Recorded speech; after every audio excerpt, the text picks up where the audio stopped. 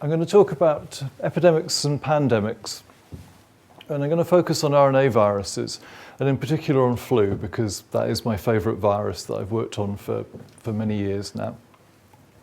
I'm just going to try and talk you through why the threat of infectious disease hasn't really gone away, and why RNA viruses are probably the biggest component of that. So, rough outline of the talk, give you a bit of introduction. I'm going to talk about dying, mostly our death, and why and when we could expect it to be. There was an idea at one point that infectious disease would die as a subject because we would have controlled it, but that turned out not to be the case. Then I'll try and explain RNA viruses and why, well, as I said, why they form one of the larger portions of threat still existing to us, and talk about how viruses emerge and how they cross the species barrier. So, death. Very diverse audience in age range, from school children all the way through to the aged professors. But all of us expect to make it home tonight, very reasonably, I think. Our chances of dying are not very high. Tonight are very, very low. Our chances of seeing our next birthday in this room are all pretty good.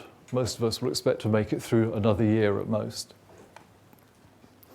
And I'm going to show you some historical data that plots this out. So it's a hideously complicated slide to start with, so I've broken it down a bit. So this is the scale. Colour-coded, risk of not making it through another year. It's a log scale, twofold jumps. So at the bottom end at blue, there's virtually zero chance of dying in a year. Up to the dark red at the top, it's 50-50 whether you get to blow out the candles. The stripe just come into view is current data, or fairly current data. And you can see that if you line it up with the age scales on your left, then all the way up to sort of mid-60s, even up to 80, the chances of dying in any given year are not high. This is data from Sweden, but it would apply to anywhere in the sort of the affluent West, pretty much. So very, very low chance of dying when you're in your teens through 20s, 30s, and say middle age upwards, it starts to creep up. But it doesn't actually become very high until you get right up there beyond 80 into your sort of 90s and even 100. But of course that's now, and it hasn't always looked like that. And this is it for the last 150 years, 160 years or so. And you can see there's been sweeping changes in longevity across this time span. So in terms of just making it to a very old age, there's a slow upward trend across the last century or so of getting from sort of 60 up towards the 80 boundary without too much risk of dying in a given year. But the big change is what happens in childhood. The high rate of childhood death has just gone, no longer a part of the Western world. And you can see it very much from the 30s and 50s onwards, this big expansion of blue area on the graph. And that's the sort of the crowning achievement of public health in the Western world, to have done this to the chances of dying. I'll come back to this later, but you can see a blip here where something went wrong in 1918. So a simpler way of showing the same sort of data is just to show life expectancy. And again, this is data from Europe. Each line is a separate country, Scotland in red. Source of chest beating to the Scots that it's not at the top of the curves. But 150 years ago, it was around about the 40-year mark, whereas now it's creeping up to the 80-year mark. So expected lifespan has almost doubled in that relatively short time period. So a big achievement. And obviously this isn't the only factor, but a big driver behind this is the fact that we've controlled so many infectious diseases. And just to give you some examples here, this is data from the US, plotting out typhoid, dysentery on the left, and a whole slew of bacterial and viral diseases on the lower right. And And again, this is only from 1900 onwards, but you can see the curves just crash and flatline. So typhoid is gone from the West. Polio is eradicated in the North Americas.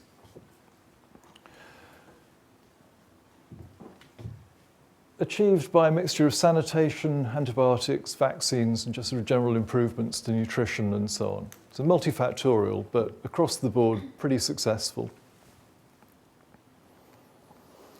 And the sort of the crowning achievement of all this, at least in the eyes of virologists, is that we actually managed to eradicate a human virus disease. Smallpox, shown graphically here, was declared eradicated in 1980. Actually probably gone sort of about 79, but with all sort of checking and dotting of I's and crossing of T's. It was declared history on May the 8th, 1980. Picture of the virus here, and it was done through vaccination. Not the world's safest vaccine, to be honest. Quite a nasty one that you probably wouldn't want to take now without good reason. But nevertheless, if it's a choice of a vaccine or this, it's pretty clear what you'd go for. So that led to a real sense of optimism. And this is two versions of the most famous quote that gets trotted out by people like me.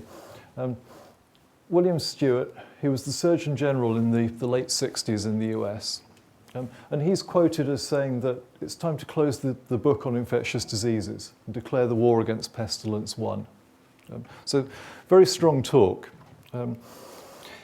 It's probably apocryphal. Nobody can find a written or verifiable source for this quote. And when he was asked before he died, he had no recollection of saying it. But there were other eminent people at the time who were making similar statements that did make it into the public record as verifiable. So real optimism.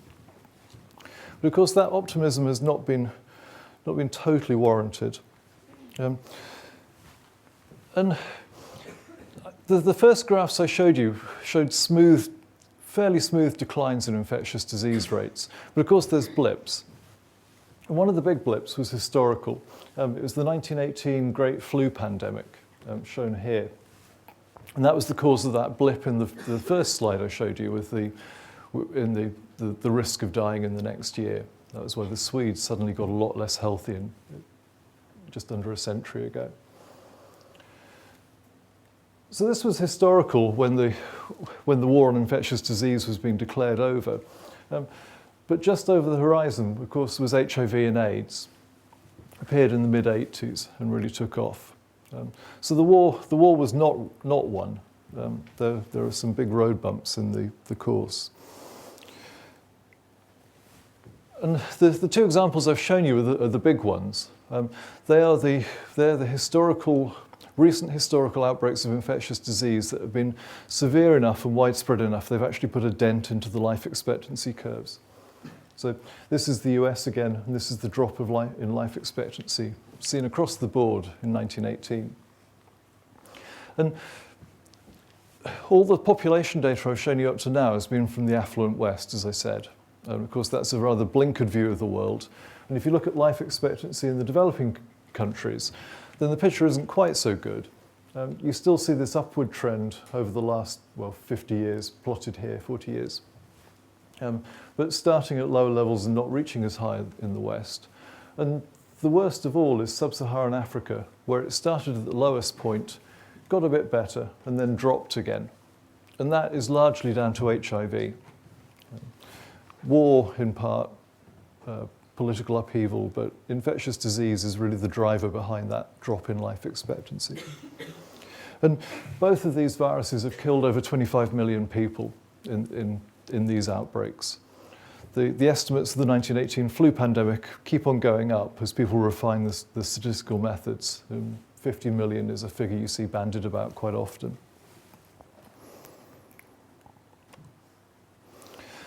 So they're the big ones, but there are others. And in fact, it's just a continual problem that, if anything, seems to be getting worse. So I scrounged this slide from Johns Hopkins and adapted it to bring it up to date and correct a couple of minor errors. It's rather American-centric, so there are things there that I wouldn't have chosen, like Ray's syndrome, for example. But nevertheless, this is just a subset of the outbreaks of infectious disease that have been notable enough for one reason or another for public health authorities to think we have a problem here. And when you look at what they are, an awful lot of them are caused by RNA viruses. So as I say, I didn't put the bulk of this slide together, so any bias is not mine. But the majority of them, are, as I say, are RNA virus mediated.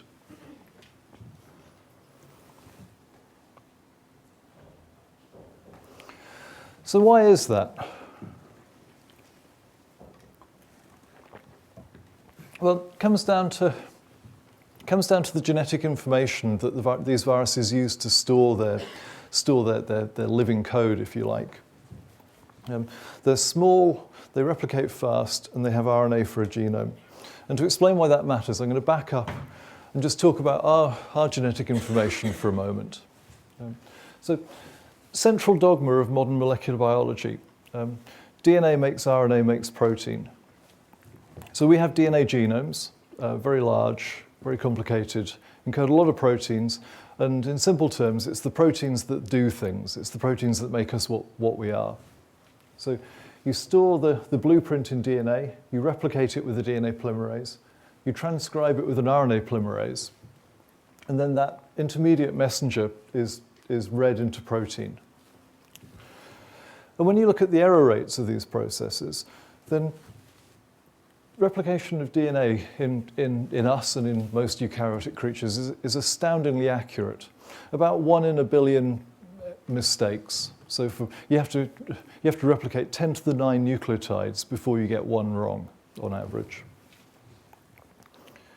That's counting correction measures and so on, not just the basic synthesis step. Transcription is rather less accurate. Human RNA polymerase II has an error rate of about 1 in 10 to the 5. So 4 logs worse, but still pretty good. Translation is a notch lower still. About 1 in 10 to the 4 amino acids will be incorporated wrongly at base. So as you go down this scale, it gets less and less accurate. But that's balanced by copy number. So the genome is precious. We have 2 copies per cell. So you want to make sure that is kept as accurate as possible. But there'll be thousands of copies of any individual transcript and tens of thousands of copies of the protein, if you're talking about something abundant. So it doesn't matter if 1 in 10,000 of these is wrong, because there's 99,000 others that are correct. So keep our genome accurate and all is well. So coming back to the central dogma, RNA viruses violate it. And they violate it by, as I said, keeping their genetic information in the form of RNA. Equal information content, but less stable and less accurate in general. So most RNA viruses will keep the genome as RNA, they replicate it, and they'll transcribe it and get it translated into protein. If it's a retrovirus like HIV, then they violate the dogma by transcribing it back from RNA into DNA and then completing the circle here. And in general, viral RNA polymerases are not very accurate. So their error rate is about 1 in 10 to the 4. So 100,000 times worse than the cellular polymerase that keeps the genome accurate. So their accuracy at this point is not very good. So how does this all work? Well, size matters. There's probably an upper limit to how big an RNA virus can be because of this error rate. So Vitruvian Man here will have had a genome of about 2 or 3 billion nucleotides, encoding upwards of 20,000 genes. If you take flu A, my favorite virus, as a prototype RNA virus, and in these terms there's nothing special about it, it could be any other virus. It's orders of magnitude different. So around about a dozen genes and 14,000 nucleotides of total genome. So if you go back to the error rate idea, then it doesn't matter whether you're a human or an influenza virus, each time you replicate the genome, you're probably going to put one error into it, which is sort of an interesting similarity there. But after that, the numbers diverge widely. So as a species, we don't breed terribly highly, the prototype 2.4 kids.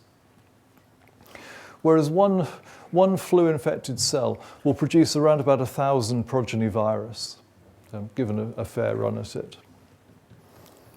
Our generation time is of the order of 15 to 25 years, perhaps, creeping up in the West.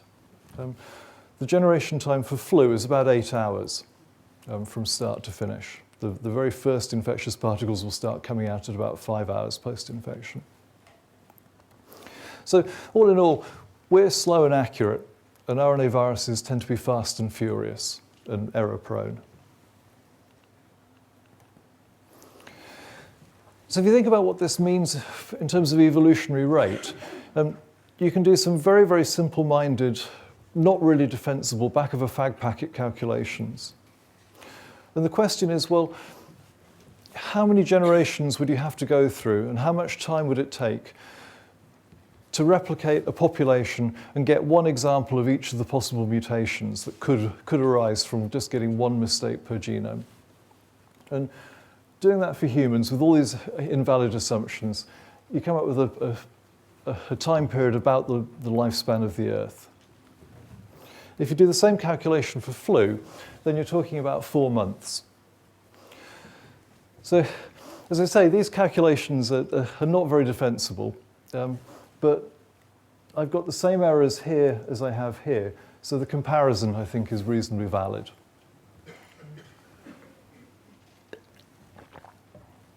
But of course, so there's assumptions, invalid assumptions in this, and it's not as simple as just one error per genome. And some of you are probably sat in the audience thinking about sex, even the people who are listening. So meiosis, when we replicate, meiosis, you get recombination between paired up chromosomes, which vastly increases the possible diversity that comes out of any one cycle of replication. You think, well, viruses don't do sex. In this sort of cold, logical, thinking only about nucleic acid, they do. So rather than flu, I'm going to use HIV as an example first. So cartoon of HIV, RNA genome, and it packages 2 molecules of each RNA, shown as the little helical things in the middle of the cartoon. And when that virus gets into a cell, the first replication step involves copying that RNA into DNA. And in the process of that, the 2 strands recombine with each other. So this is real data from a paper published last year in Emerging Infectious Diseases, where a group of scientists just mapped out these recombination events from real viruses taken from real patients. And I think you can see not just the colours, you can see the similarity between this diagram of an HIV genome running from top to bottom with the crossover events in human chromosomes or mammalian chromosomes. So viruses can increase the diversity hugely by that process as well. And flu, to come back to my main virus, has a variant of this process. So flu has an RNA genome, but rather than being in one piece, it's split into 8 separate fragments, each packaged independently into a virus particle, represented by the lines here.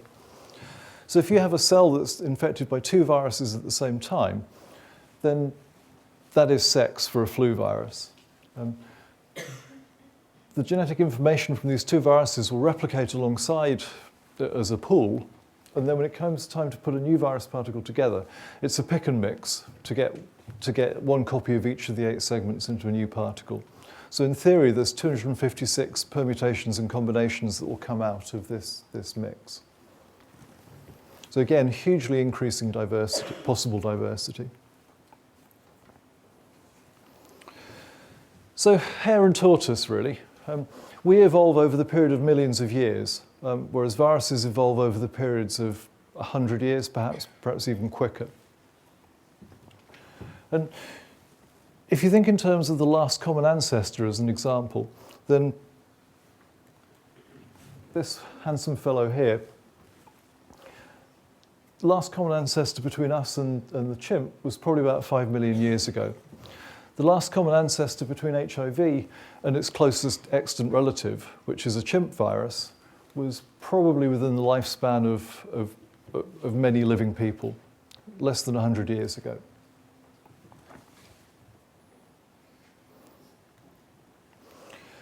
So, in terms of evolutionary speed, the viruses are always going to win the race. But you have to think, what is the race? And the race is to adapt to the environment. And of course, it's an ever-changing environment. In our lifespans, we've seen climate change. At Cambridge, when I left, was noticeably warmer than when I was an undergraduate student. The river didn't freeze anymore, for example.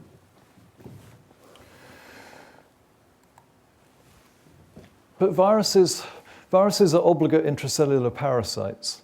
They are nothing without a cell to replicate in, harmless unless they can infect something. So in terms of the environment that this thing needs to adapt to, well, it's us.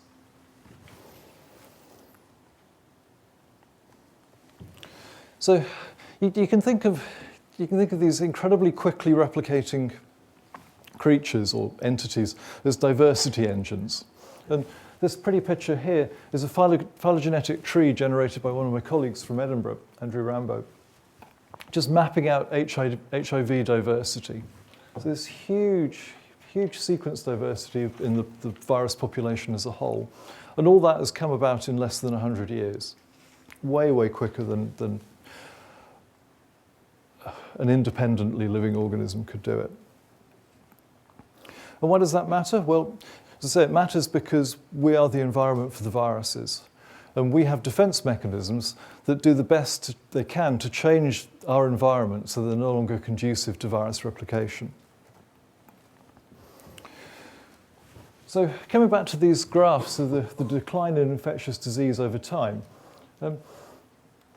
sharp-eyed of you might have noticed that the yellow line goes down to base, the purple line doesn't. It bumbles along at a low but steady rate. And that's because the virus changes to keep up with our immune system.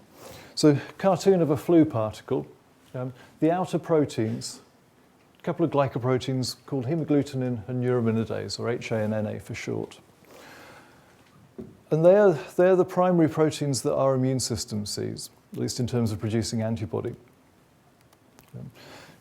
So as David said, most of you in this room will have been infected with 2009 swine flu, and you will all be immune to that virus. You'll have developed an antibody reaction to the coat proteins of it, which will protect you from reinfection. You will not get that virus again. Even if you live for another 80, 90 years, you will not be infected by that virus. So, flu is normally a self-limiting disease. 2 weeks, perhaps, feeling awful, possibly less if it's like with the 2009 virus, and then you're protected.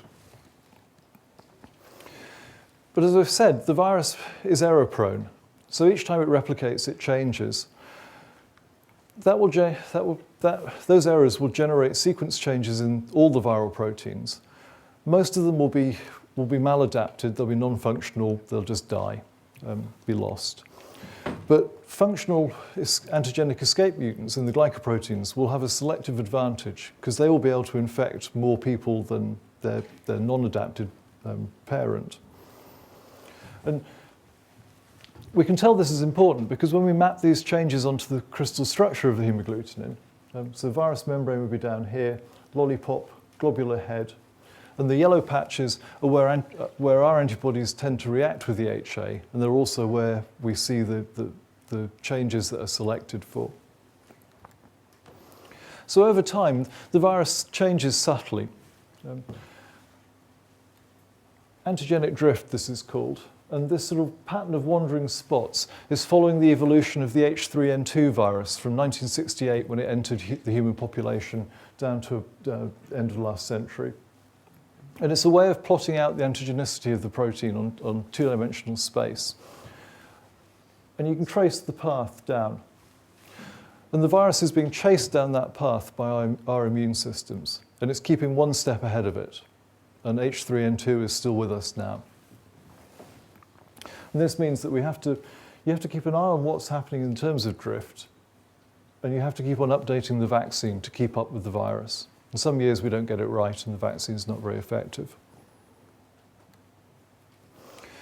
And as you know, in this part of the world, flu is a seasonal disease, down to relative humidity and temperature, probably. So you get the standard winter epidemics. And it's easy to think of these as pretty trivial. But those spikes in illness in a bad year can make the health service struggle.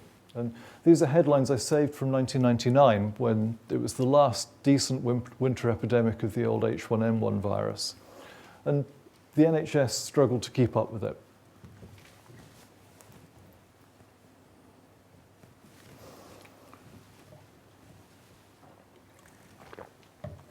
Same idea for HIV, except flu works at the population level, HIV works at the level of the individual. So if you focus on the red line here, this is an idealized time course of infection in one patient. So on infection, the virus replicates to a high level, the immune system kicks in, gets a degree of control over it, and the virus numbers crash. They don't crash to nothing, though, and the virus persists. And it rumbles along at a low level until eventually the immune system becomes exhausted, the blue line, and then the virus takes off and full-blown AIDS results.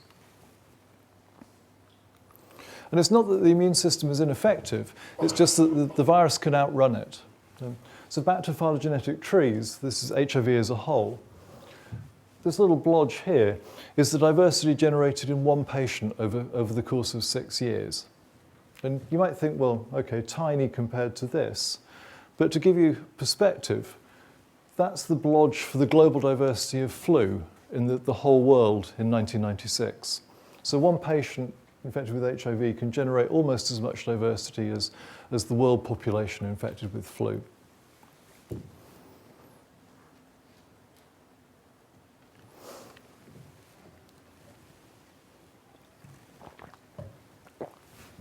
So, very fast replicating critters. So we struggle to keep up with the ones that infect us routinely. But with decent drugs, decent vaccines, public health strategies, they're mostly dealable with. I'll come back to the very end of the talk. But what's harder to plan for is the emerging diseases. So viruses that jump fences, they jump from one host species into a new one. And when you look at where the nasty surprises have come from, then they're often zoonoses. So human-centric view, where do our new viruses come, or new diseases come from? Well, more often than not, they come from animals. So all the ones circled here are zoonotic infections, without doubt. And even some of the ones I haven't circled are arguable. And when you look at where they come from, well, they come from just about anything warm-blooded. So bats are a favourite, rodents, birds, primates, you name it, we can probably catch a virus from it. So to give you some examples, this is SARS, severe acute respiratory syndrome. 2003 scare. This was a very near miss, actually. So it started in China. I apologise for the lurid slide, but I didn't have time to redraw it and couldn't find a nicer one. It started in China, was spread by a physician who travelled to Hong Kong. He spread it around in a hotel, and then with air travel, and you remember what David said in his introduction, it then jumped to Singapore, elsewhere in Southeast Asia, and all the way over to Canada. And it caused absolute panic and consternation. Some of the youngsters in the audiences will be too young to remember this, but this was a big deal. We didn't know if we were going to be able to get a handle on this at first. And this little map here just shows the sort of explosive growth in infections from contact between individuals at the very start of the epidemic. So one person here infecting this person who then infects 20 odd fresh people. And with a rate of spread like that, you know you're in trouble. But it was a near miss, as I said, and we got lucky. And it turned out that the timing of the incubation period, well, the timing of when symptoms became apparent to when you started shedding significant amount of virus was such that quarantine was really quite an effective control measure. So once you knew there was a problem, then you could look out for it and you could block transmission. And that meant that despite the initial exponential increase in cases, within about 2 months of realizing there was this problem, we had the epidemic coming under control. So new cases had plateaued and were starting to decline. The cumulative number of cases were plateauing and so on. So the total toll, if you like, about 8,500 cases and about 900 deaths. So slightly over 10% mortality rate. If that had got out of control, if we hadn't been able to stop it at an early stage, then that would have been catastrophe. I don't think societies would cope very well with that level of illness. In fact, I'm sure they wouldn't. But say it was a near miss. Where did it come from? Well, probably from bats, horseshoe bat most likely. Probably then went by a civet cat and then into people. And then from people it formed this transmission chain. How it got from bats to civets, I don't know. How it got from civets to people, quite possibly by live food markets. They're a delicacy, apparently. And there are plenty of examples like this. I'm just going to show you one more of this sort of ilk, and it's a thing called Nipah virus. This is a little bit older. This was 1999, if I remember the year correctly. Another bat virus, but fruit bats this time. Jumped from fruit bats into pigs, and then jumped from pigs into people. And what provoked this, most likely, was the growth of pig farms in Malaysia. Clear cutting of jungle to make room for pig farms, displaced fruit bats, hanging around the edge of the jungle, seeing what they can scavenge from the immediate area, defecating on the pigs. Pigs are not fussy about what they eat. Became infected. The pigs then developed a respiratory disease. And I'm told that you could tell if a farm was infected the other side of a hill because the pigs would bark with the coughing induced. But that made it quite an efficient spread from pigs to people. And again, it was a near miss, and we were saved by a bit of luck, really. It was a respiratory disease in pigs, and pigs are meant to be quite similar physiologically to us, but Nipah in people at the time was not a respiratory disease primarily. Tended to go encephalitic, and it really did not transmit person to person. So that poor onward transmission meant that, again, once you realised there was a problem, you could remove the source. And here, removing the source means killing the pigs. This photo is of Malaysian army soldiers suiting up in protective gear to go and shoot the pigs. So the cost from that was 1 million dead pigs, about 250 human cases, and a case fatality rate of getting on for 30%. So relatively small outbreak, although a tragedy for the people involved, of course. The problem with Nipah is it hasn't gone away. The fruit bats are still out there, the virus is still out there, and there's been smaller outbreaks every other year or so since. And worryingly, some of the latest Bangladeshi outbreaks, the virus looks like it's going respiratory in humans. So who knows where that will go.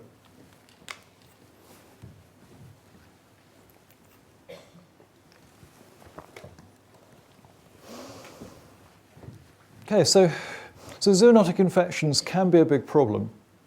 I'm now going to talk through why they're not a sort of a life-ending problem, why they don't actually happen that often. And I'm going to focus on flu for this. So headline from English newspaper, flu feared more than terror attack. And this is when the bird flu hysteria blew up big time in around about 2005. So you think about the ecology of flu. It's an avian virus at heart. This part of the world, probably mostly in ducks, but basically wild waterfowl of one sort or another. And from that reservoir, it jumps into other species. Horses, pigs, dogs, us, domestic poultry, even seagoing mammals. There is very little out there that flu will not infect. But these cross-species transmissions are rare events. They don't happen very often. And the bulk of flu transmission at any one point is within species.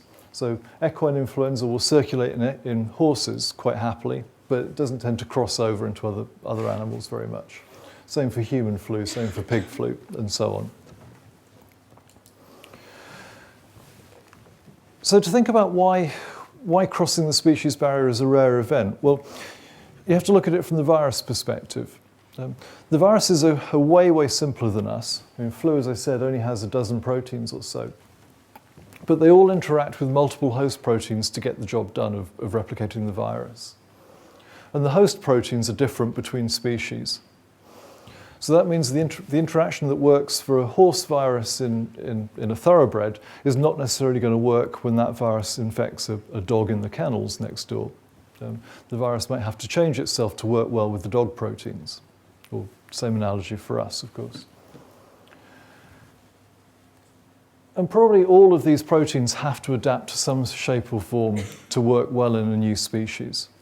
Certainly at least 11 of the genes have been implicated in host range. But they're not all equal importance. HA is probably the most important, followed by the polymerase, followed by the rest. And if you're thinking in terms of human pandemics, then the one protein that you have to change in terms of, is it an animal virus or is it a human virus? You have to change the HA because you need an antigenically different protein to get a pandemic because of the antibody-mediated protection that we have. Shown in cartoon form there.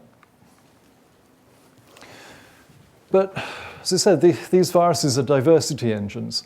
And when you look at the repertoire of HAs that are out there in wild birds, it's huge. There's at least 16 subtypes of HA been found in the bird population. One more in bats recently. And all these subtypes are different enough that if you're infected with H16, for example, you'll be immune to that particular H16 virus, but you will not be protected against H1 through 15. No cross-protection between subtypes. But when you look at what's infected humans efficiently, then it's a much more limited subset. So 3 types of HA, 2 types of neuraminidase have done the job in the last 100 years or so. And this is because it's actually quite hard to jump the species barrier, to jump the fence. So if you take an avian flu, just go down to the duck pond and sample duck, whatever, you'll get your virus, but odds on it will not replicate in you. And that's because the avian virus is adapted to grow in its particular host.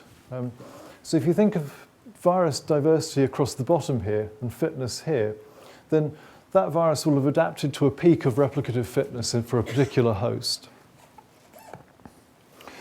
And if you break that down into detail, then each step on this graph is one nucleotide change.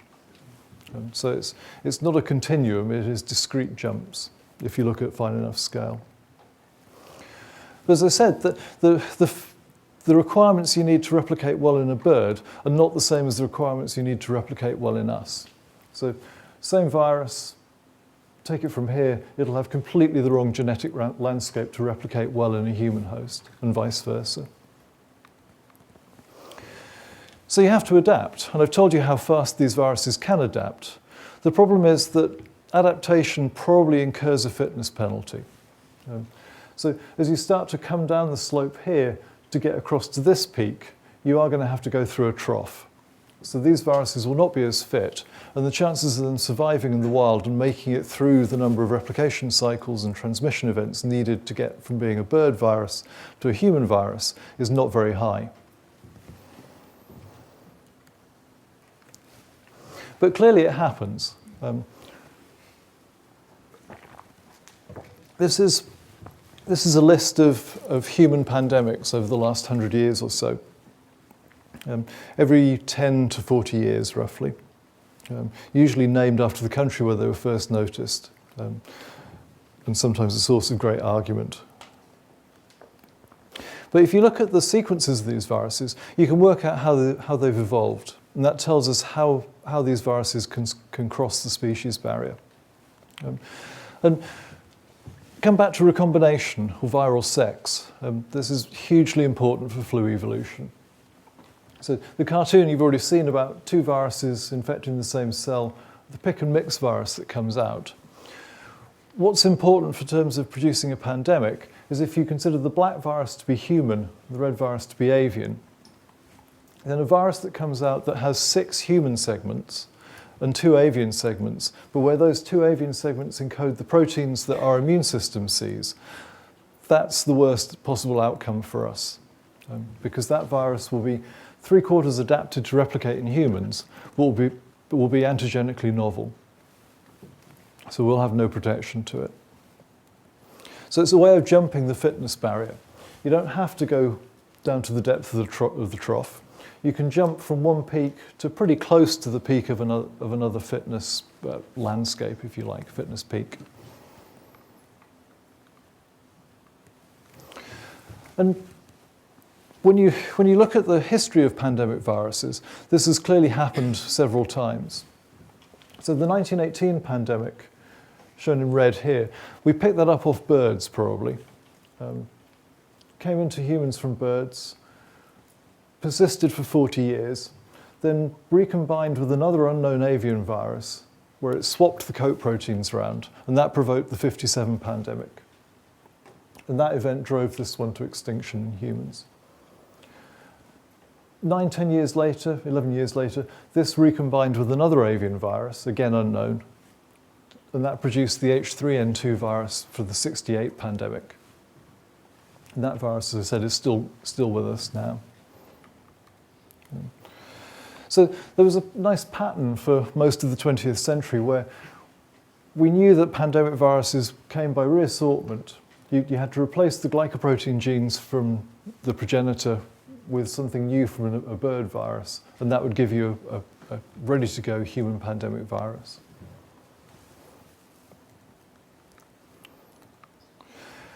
Gets a bit more complicated after that, though.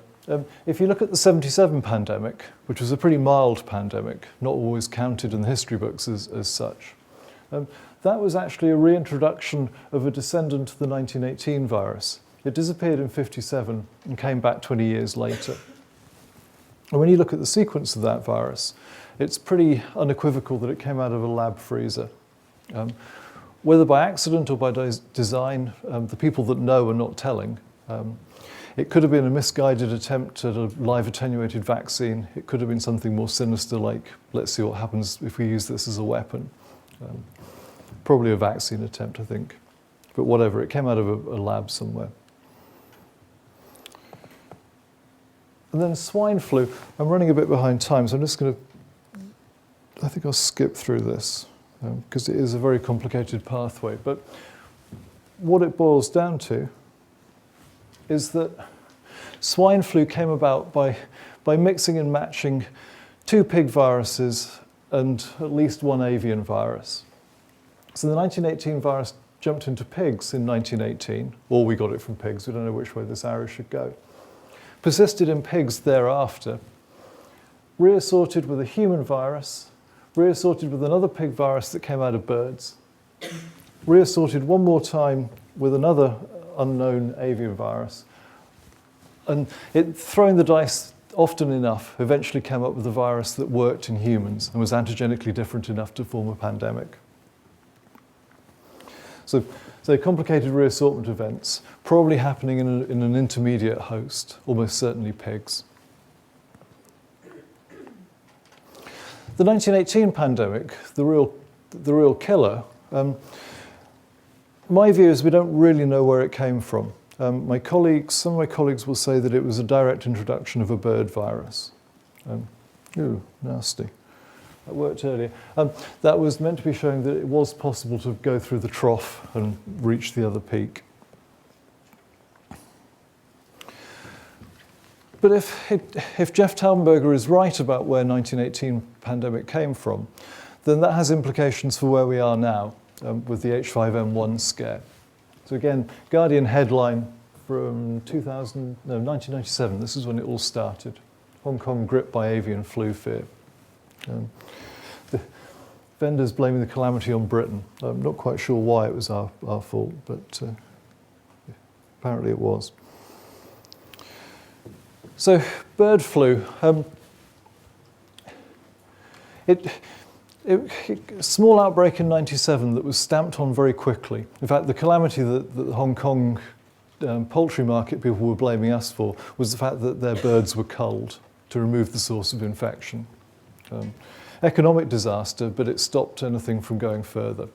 The problem was that the virus was still out there in the wild, and in 2003 it came back.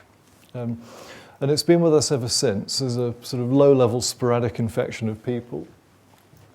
Small scale in terms of overall numbers, 359 deaths as of the current WHO numbers, but a very high case fatality rate probably, around about 60% chance of dying if you catch it.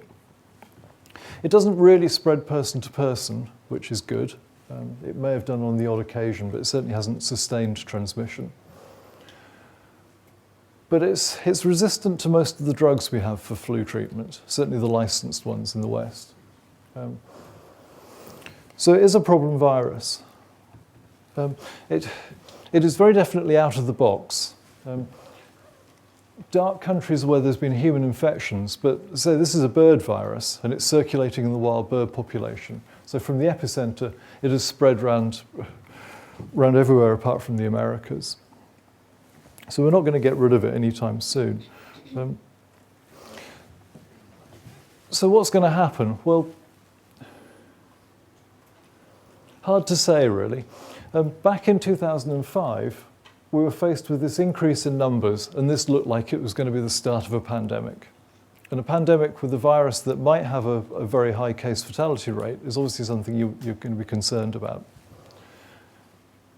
But since then, it's stabilized or even declined.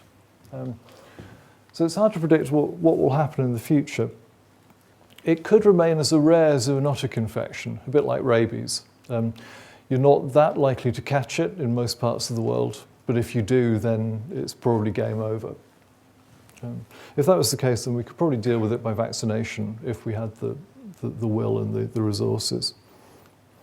But the problem is that with it being out there, and it's an RNA virus that adapts, or can adapt very fast, we're giving it longer and longer to throw the dice.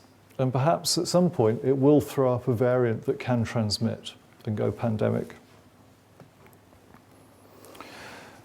And at the time, the flu community got asked by politicians, by public health officials, by interested public, we got asked a lot, what are the chances of this happening? And the only answer you could give, and nothing's changed over the last decade really, is, I don't know. You can't quantify it, but it is not zero. It's happened in the past. I would not like to say that it will not happen in the future. And very recently, a couple of labs, one in America, one in Holland, actually managed to make mammalian transmissible H5 in the lab. In ferrets, not in people, but ferrets are considered to be the best animal model for flu research. So this was taken as a significant finding. So in theory, it is possible for the virus to adapt to transmit in us. And there was a big furor over this. My colleague Ron Fouchier here provoked it in large part.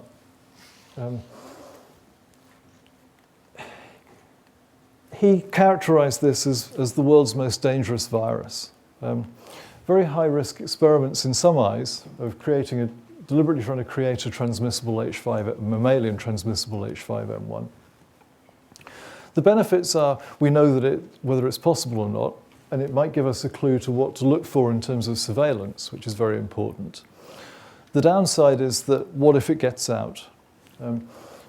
Accidentally from the lab, or in terms of publication, which was where most of the controversy came, there was a view that we were giving potential bioterrorists a blueprint on how to create a doomsday virus. And that's nonsense, actually, in my eyes. A, it would be very difficult to do. B, it probably wouldn't work. I don't think terrorism is really something to worry about here. But the accidental release is an issue. As I said, for the 77 virus, it has happened in the past. So what would happen? Again, hard to predict. If you look at the death toll from previous pandemics, then 1918 was the big one, perhaps 50 million people dying in 18 months in an era before rapid air travel and so on. Other end of the spectrum, you've got the 2009 pandemic, where most people didn't even notice it. I don't know what the current estimate for deaths is, but it's not going to be that much higher than that, certainly not an order of magnitude higher. So if H5 did become transmissible, it would probably be somewhere on that spectrum. This would be an economic problem, but not such a big deal. This would be catastrophe. Very hard to predict, as I say. And the problem is that we don't really understand how to predict any of this. We can sequence the virus. We know a fair amount of detail how it works in the lab. But understanding how the virus replicates in a plate of MDCK cells in a plastic dish is very different from understanding how it causes disease in a whole organism. And you might think that viruses don't want to kill their hosts. They need the host to replicate in, you're better off leaving it alive. So you could think that a transmissible virus will go for the lower pathogenicity route, just so the host will stay alive longer. On the other hand, if a virus replicates faster, it will produce more virus load, get out faster, be able to transmit more efficiently perhaps. And virus load might correlate with increased pathogenicity. And then there's our immune system to worry about as well. And probably a lot of the damage from a flu infection comes from our body's reaction to it rather than the virus itself. So it's a complex situation that we cannot predict. But coming back to the idea that viruses don't like to kill their hosts, well, A, they don't think, but B, that sort of cozy idea is not necessarily true. In the long term, probably yes. In the short term, no. In the short term, natural selection is blind and just selects the thing that replicates the fastest and to highest titer. And just to show you an example of that, this is a turkey barn in northern Italy, around about 1997, I think. My vet colleagues tell me the birds aren't actually at that density normally. It's just they've all run up to one end of the barn to escape the photographer. That's the same barn, probably about 48 hours after the low pathogenicity influenza virus they were infected with mutated and formed a high pathogenicity virus. So a handful of amino acid changes in that virus. It was already in the flock, and it turns into something that goes through them like wildfire. Sometimes called silent shed syndrome, because poultry barns are noisy places.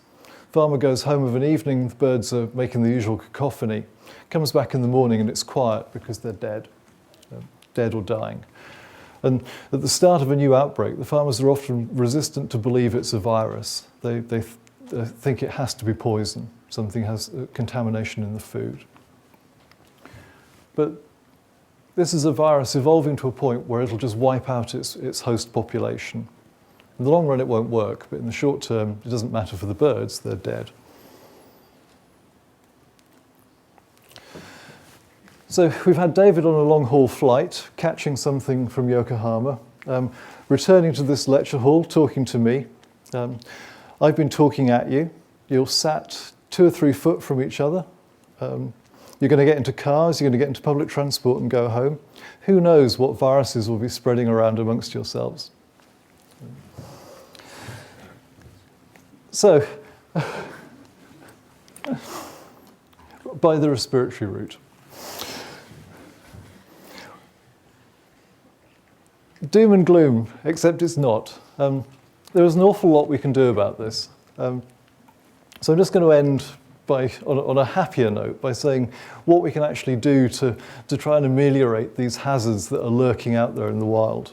And really, my list is in no particular order apart from surveillance at the top. Surveillance, surveillance, surveillance. You have to know what's out there. Governments are historically prone to not seeing the value of epidemiology except in times of trouble. And if you leave it to times of trouble, then it's too late. So any of you who are or go on to be involved in policy, try and remember this. We need surveillance. We're getting better at making vaccines all the time. Smarter ways. There's possible universal flu vaccines on the horizon. The downside is that the regulatory hurdles are getting worse. It's getting more expensive to push a vaccine through to market. And there are people who seem to have a vested interest in stoking public antipathy to vaccines. Very bad idea. Getting better drugs. Again, better technology, faster means of developing drugs, rational design and so on. Again, the regulatory hurdles are making it slower and more expensive, but we can do it. We can try and breed disease-resistant animals. I've been telling you that zoonoses are the problem.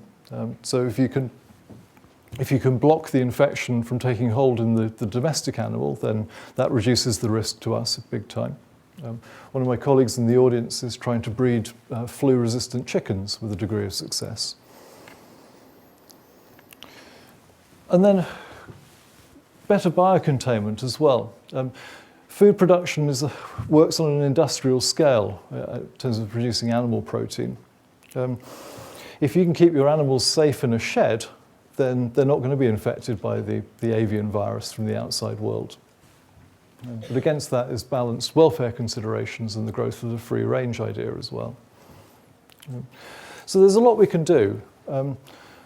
And there will be further spikes in the downward curve of infectious disease, but we are winning. We're just not there as we might have thought we were there in the 70s.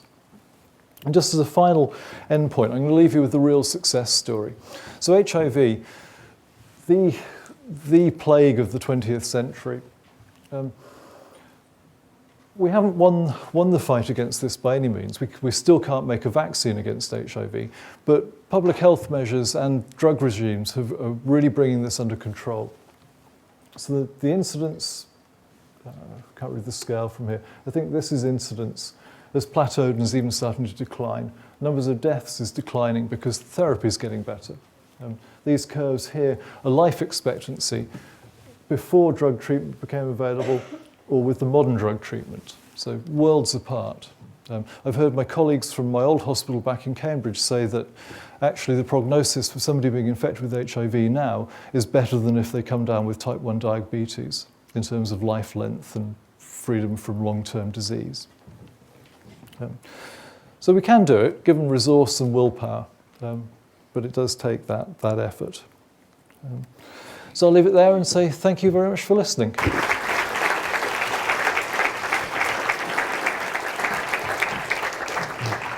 Thank you, Paul.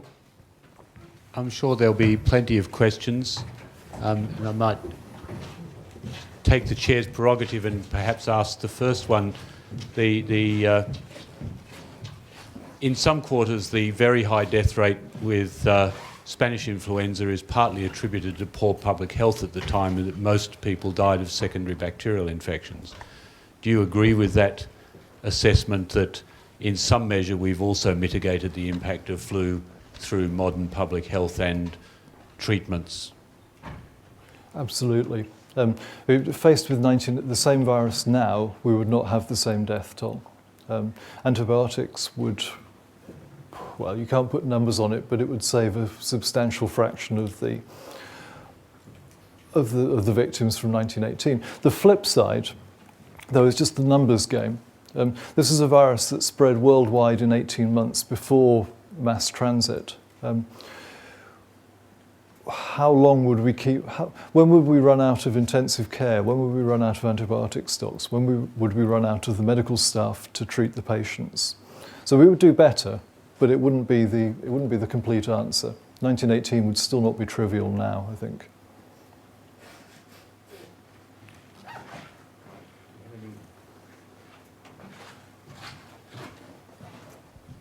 A very quick question. The Japanese have got a pretty good habit of wearing face masks when they're out and about on a daily life during the threat of an infection with a virus. Has anyone done any research to prove the efficacy of such a measure? Yeah, it's difficult research to do. But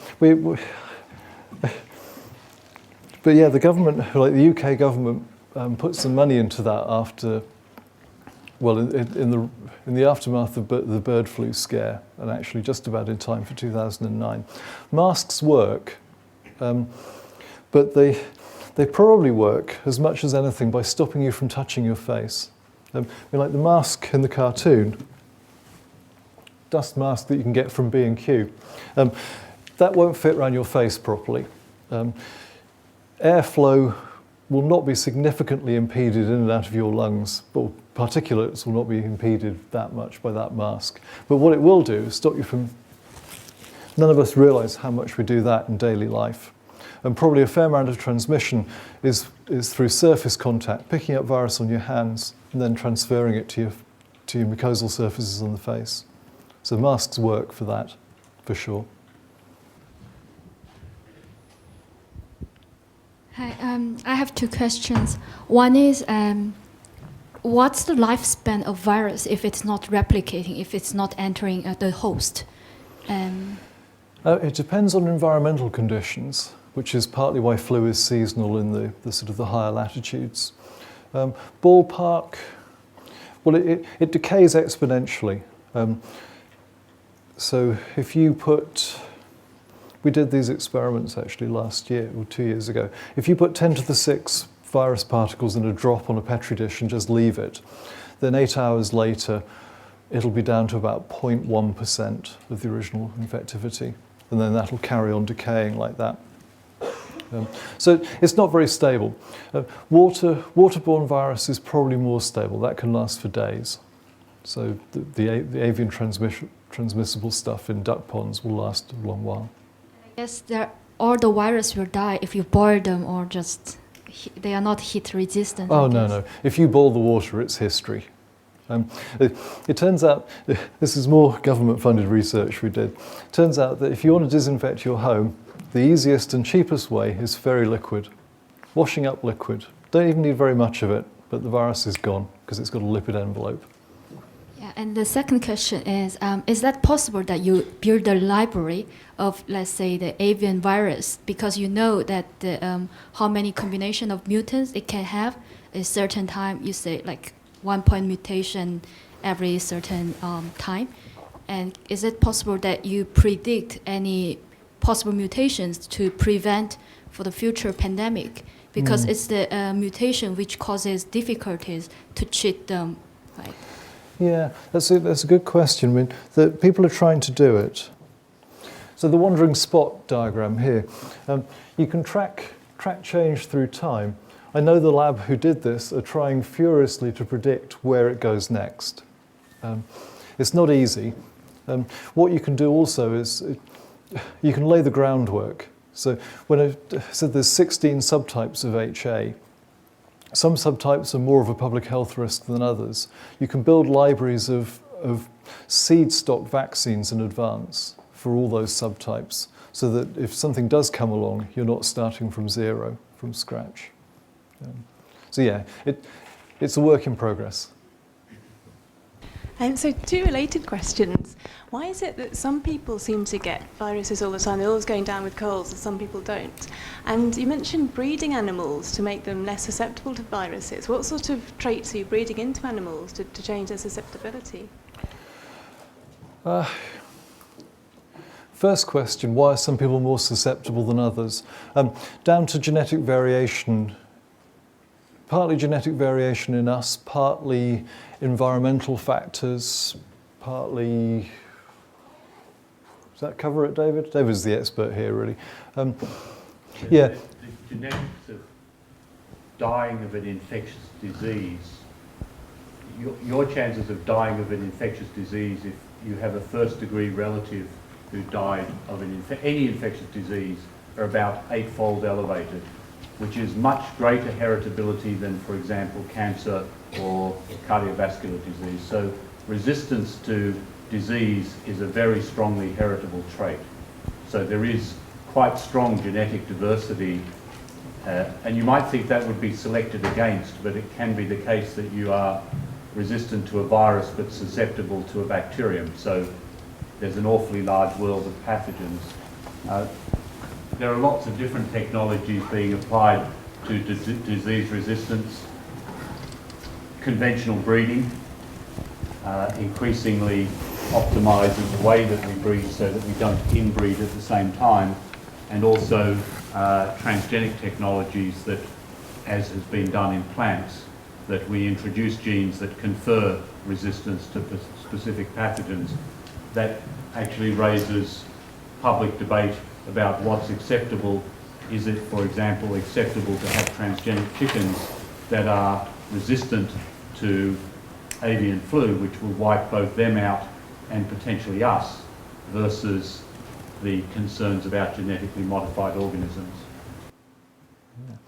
Yeah, one thing I forgot to say when I was talking about the human death toll from H5N1, 350 odd. Death toll in chickens, hundreds of millions. Not great for the animals and not great in terms of food supply for us. So there's complicated issues. You briefly mentioned at the end that there's a possible universal flu vaccine coming out. I just wondered what the target was. Is it the glycoproteins, the RNA polymerase, or? No, it's the membrane proteins. There's two main areas being pursued at the moment. Our immune system tends to see the head of the hemagglutinin, and that's fairly free to vary, so the virus can run away from the antigen from the antibody response. The stalk is much more conserved, and if you can force our immune system to raise antisera to that stalk region by targeting the vaccine, specific vaccine, then we may get a universal vaccine that way. The other route is one minor virus protein that isn't really incorporated into the virus particle very much, but is made at high levels on infected cells, and that doesn't vary much either. And if we can force the protein called M2, if you can force the immune system to see that, then that's another route to a universal vaccine. Okay, and sorry, just one more. The bat has got a really bad press in spreading infectious diseases. What makes it such a strong reservoir? That's a really interesting question, actually, and people are starting to pour money and resource into this. So one thing is population size. Turns out that bats will, I didn't know this until last Easter, but some of the bat colonies, like cave-living bats in Southern America, you can have 60 million bats in one cave, enormous density of animals, approaching sort of human densities. So big reservoir.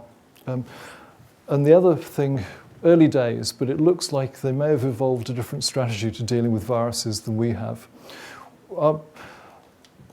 Our immune strategy is to put a lot of energy and resource into trying to sterilize the body. Not just keep a virus within limits, but actually get rid of it and clear it. Bats look like they may have gone a different route of just keeping things damped down and letting them rumble on at low level, and living with the low level damage that might cause. And that means that again, you have the numbers of animals, but you also have this huge diversity of viruses actually in them at any one time.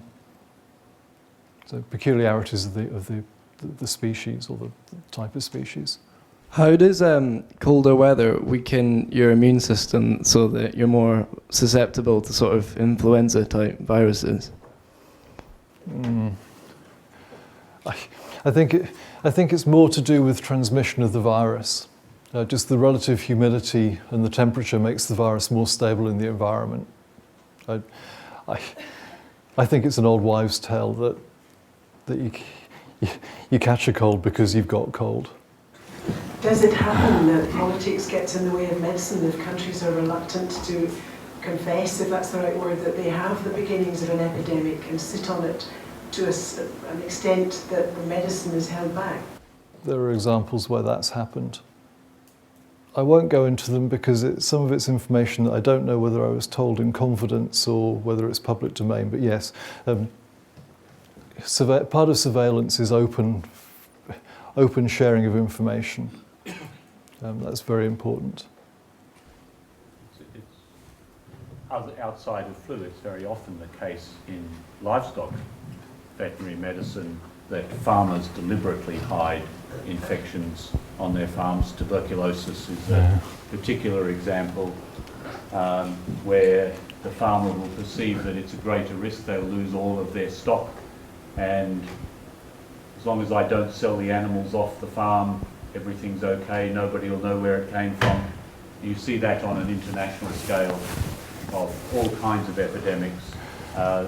The one that's sweeping across Northern Europe at the moment is African swine fever, which is a massive threat to the pig industry.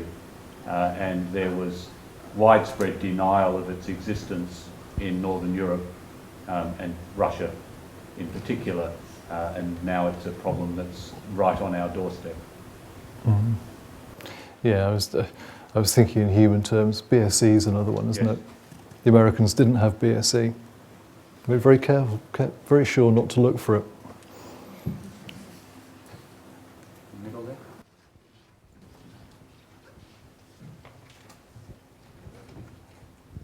Hi, this is sort of following on from the last question, your point about the importance of surveillance.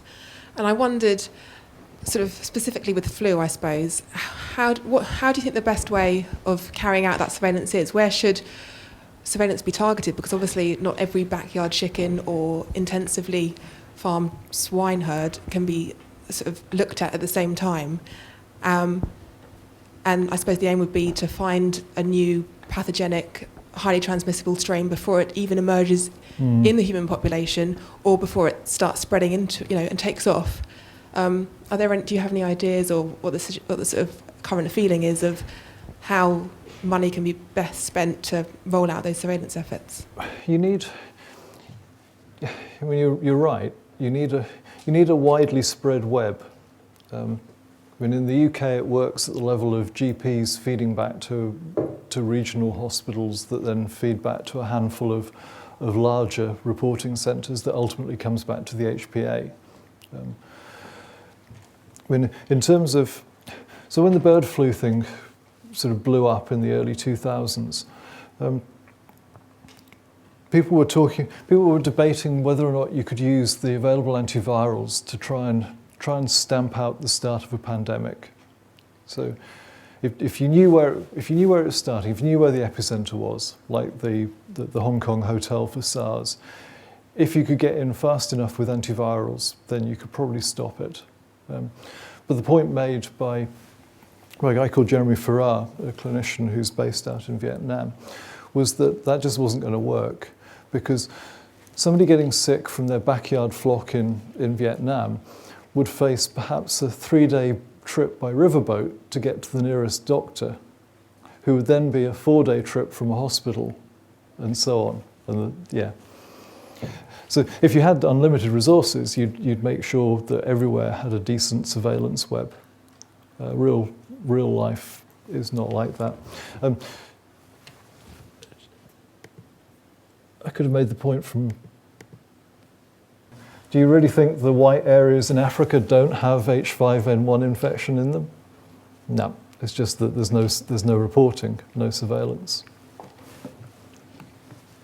I just wonder how you feel about the dismantling in this country of their own surveillance for zoonosis, in as much as the Veterinary Investigation Service, which was formerly organised as a subdivision of VLA in Scotland, but DEFRA elsewhere, is just being systematically removed, and the centres are being closed.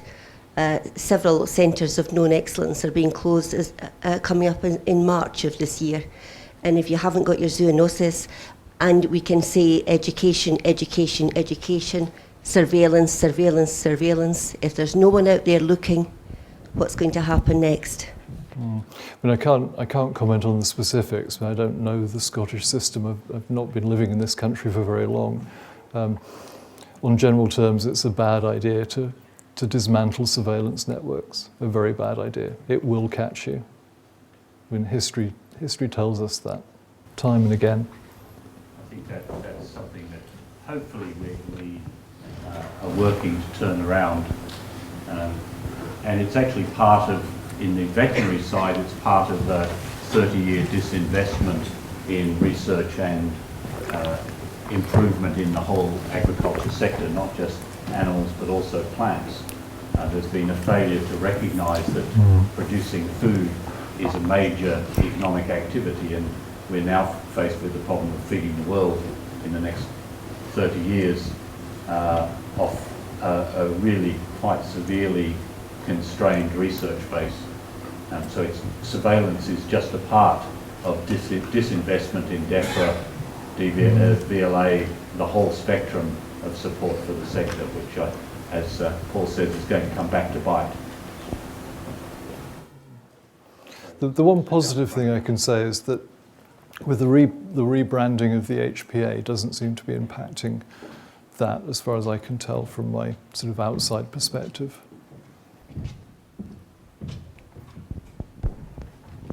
Where about in the body is the immune system? Everywhere. Distributed network of cells that run surveillance inside you. So there is nowhere in you that cannot be infected by something. So the immune system has to be everywhere as well. I've got two questions. First one, you said on the beginning about some, read about it before, about some disease that's been claimed gone. How does it work? How can somebody says that a disease doesn't exist anymore? So for smallpox, you just vaccinate everybody, a worldwide vaccination effort. And then you have a surveillance network that keeps an eye out for residual cases.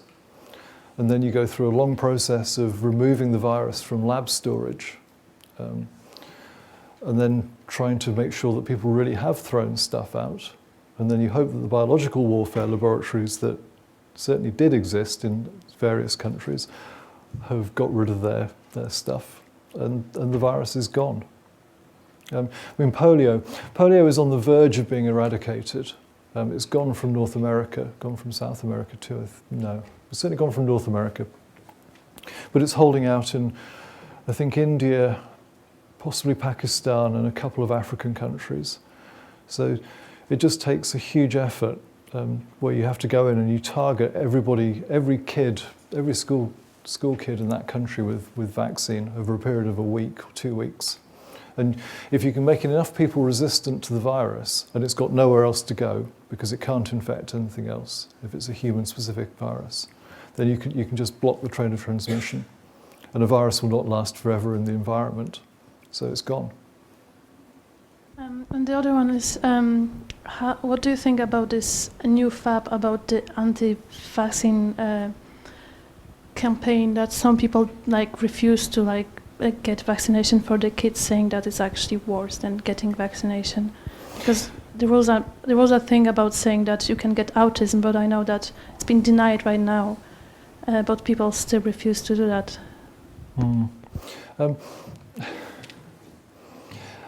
I think it's a very bad idea not to get your kids vaccinated. I can't speak from the moral high ground here because I don't have children, but it's a numbers game. Every vaccine has an element of risk. Every medicine has an element of risk. You could die from taking a paracetamol, something as trivial as that. Nothing in this life is risk-free, but the numbers are such that, take flu vaccine for instance, if I remember the numbers from 2009 correctly, the risk of a serious side effect from the vaccine was probably 3 orders of magnitude lower than the risk of severe illness from catching the virus. So, yeah, spin the wheels, play the game. Odds on you will do better from being vaccinated than not. My case in point, my idiot sister didn't immunise her child who promptly got whooping cough.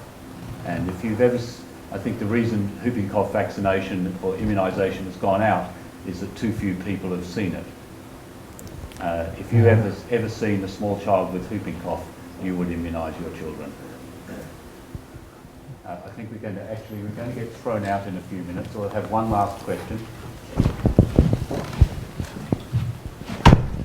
That brings me to the next question, maybe not quite virally related, but seeing as you mentioned whooping cough, why have we removed the tuberculosis vaccination programme when Mycobacterium tuberculosis is a very antibiotic devious microorganism, and you would think that any bacterium that has antibiotic resistance tendencies you would put back on the vaccination scheme. That the BCG immunisation doesn't work. It has relatively limited efficacy. So there are international efforts to improve the quality of immunisation against tuberculosis in both humans and cattle. So we're going to have to finish up for tonight, answer just about as many questions as possible. Great problem keeping me quiet. For those of you who would like to go through all this again, or tell other people about it more likely, this lecture and all the preceding ones are available on the university YouTube channel. So I'd just like to finish by thanking all of you for coming out on this cold and bleak evening, and join me in thanking Paul for a very inspiring lecture.